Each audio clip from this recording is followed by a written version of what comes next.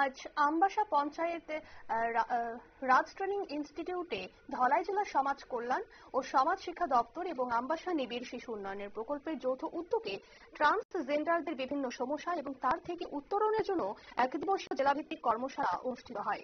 অনুষ্ঠানে উপস্থিত ছিলেন আমবাসা পৌর পরিষদের চেয়ারপারসন প্রতিমা মালাকার, বিএসসি চেয়ারম্যান পরিমল দেববর্মা, জেলা সমাজ কল্যাণ ও সমাজ শিক্ষা আধিকারিক শঙ্খ শুভ্র সেন এবং অনুষ্ঠানের মুখ্য অতিথি তথা বিশেষ আলোচক প্রেসিডেন্ট স্বাভিমান স্নেহা গুপ্তা রায়। কি জানালেন সংশ্লিষ্টরা শোনাবো। প্রত্যেকটা ডিস্ট্রিক্টে অ্যাওয়ারনেস ক্যাম্পেইন প্লাস সেন্সিটাইজেশন প্রোগ্রামের আয়োজন চলছিল, অনেকদিন যাবতই হচ্ছিল। এরই অন্তর্গত এই আমবাসায় ধলাই ডিস্ট্রিক্টে এই প্রোগ্রামটা হলো আজকে, যেখানে এলজিবিটি।